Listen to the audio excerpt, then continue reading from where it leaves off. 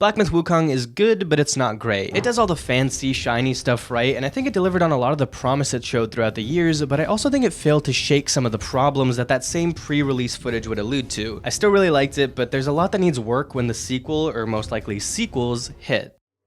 Let's start with the stuff I liked. Right off the bat, the intro is amazing. It sets up the story really well, the cinematic is awesome, the monkey voice is funny. The scriptures sound. What more could you want? It does add some unnecessary visual clutter with the clouds flying everywhere in the opening fight. That can make things a little bit hard to see, but it's also easy to ignore because you're invincible during this fight, there's no health bar, it's purely for spectacle's sake, so it's fine, it looks cool. Speaking of looking cool, all of the animated cutscenes, these are insanely well produced. They add so much color and character, and this is one of those things that you really don't have to do, but it acts as a love letter to the other styles popular in the region. The claymation one especially was a favorite of mine, and I love that they made it like a straight up animated short. It's like a full 5 minutes long. This is a way better method of revealing backstory than some shitty audio logs or verbal diarrhea exposition, so good job. All the different styles are great, keep it going in the DLCs and the sequels. I'll also put combat in the like section, but I do have issues with it that I'll get to later. What's good about it though is that it's very flowy, the different stances give you some variety with what abilities and heavy attacks you can pull off. I like perch stance the best because you can just hang out while everyone else stumbles around you, and I actually like that the game's combat is mostly just dodges and hits. Don't get me wrong, I'm a big parry guy. I love me a good parry in a game, but I feel like once it became more common, games really tightened that window and made attack combinations super long, which is great when you can parry all of it, but then if you get caught with one, you just automatically take like 12 instances of damage. Not including a parry here allows the enemy attacks to feel fair and balanced, and you don't have to fully master the combat to continue, and I kinda like that. I think this game is better as a flurry of attacks, fly by the seat of your pants type game than one where you have to get the combat and boss attacks down to a science. Also, that perfect dodge effect?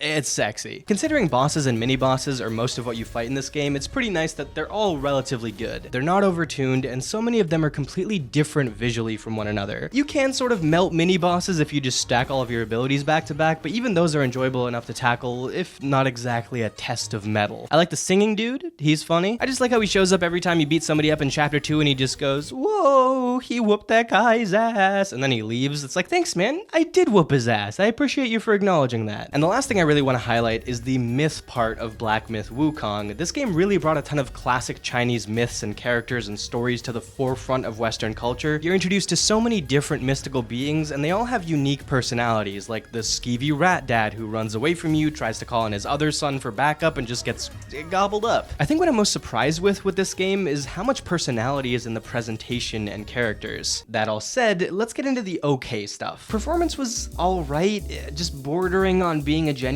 problem. I mean, I'm not super snobby about it, but it definitely slideshowed on me a couple times, especially in the snow section, and there were a few other just small technical problems. One of my formulas was swallowed by a petty frog. I'm over here, dickhead. But generally speaking, it didn't bother me too much. It wasn't anything game-breaking. Now, while I do like the transformations in this game, I like how you're just absorbing people's powers like Kevin Levin, a lot of these feel useless compared to the others, and they require a decent amount of wheel allocation to upgrade. But you also get them super frequently, so either you don't want to upgrade because you keep getting cool new options that you also want to upgrade, or you upgrade to make them viable combat options, and then you don't want to try the others out. I think there just should have been more types of currency in this game. Basically everything here relies on will besides skill points, and it just feels like my character's abilities are way too spread out. I keep having to sacrifice one upgrade for a totally different type of upgrade, and the options are spread out throughout the menu. The skill tree itself is also just not the best. There's some good, useful abilities in here, but it's mostly just passive stuff and a couple of very minor tweaks. Somebody actually asked me if I ever respect my character for certain bosses, and I was like,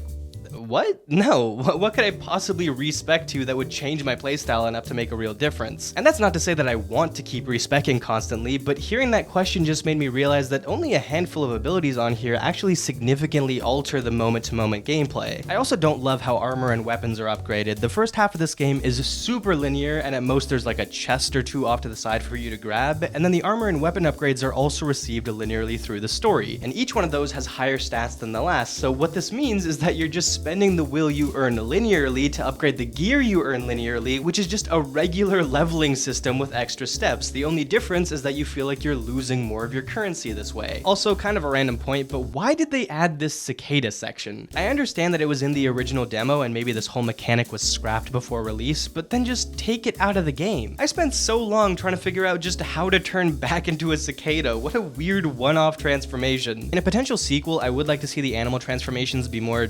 transformative, and maybe they can find actual uses for specific animals for different traversal challenges. Speaking of that first demo, by the way, I remember when it came out and for a good while afterwards, people were really concerned that this game was vaporware or that we were seeing a very expensive tech demo, just a facade of a real game. And while that didn't turn out to be right, it also kind of wasn't all that wrong. This game is meaty, but it's also designed as if it's one big tech demo, which is where we get into the stuff that I really didn't like. Regular enemies just feel kind of pointless in this game. They're fodder, they're placed kind of randomly, and you can usually just mash square and delete their health. And that doesn't feel very satisfying because although I did say that I ultimately like the combat, a huge part of that comes from the solid, low complexity, at least in terms of movesets, makeup of the boss design. But when that intricate dance is taken away and you just focus on the base combat, it really shows just how dull the hit registration is, which was one of my biggest worries for this game pre-release. Now obviously I understand that Sun Wukong's weapon is a staff in Journey to the West, so I don't need him holding an Uchigatana or anything, but hitting people in this game just kind of feels like hitting a practice dummy. It's a little dull, enemies are hardly reactive outside of the longer built-up staggers, and your staff just sort of bounces off of people. Also, the stances, which I also said I ultimately liked, are still a little bit underbaked. It's weird to me that only the heavy attacks are affected by the staff stances. I feel like Thrust should focus on a full moveset of thrusting attacks, and Pillar should focus on big, lumbering, slow attacks. That just feels like a missed opportunity. But by far the biggest problem in this game is its exploration, just on all fronts. I am convinced that the people who made this game never played a video game level in their lives because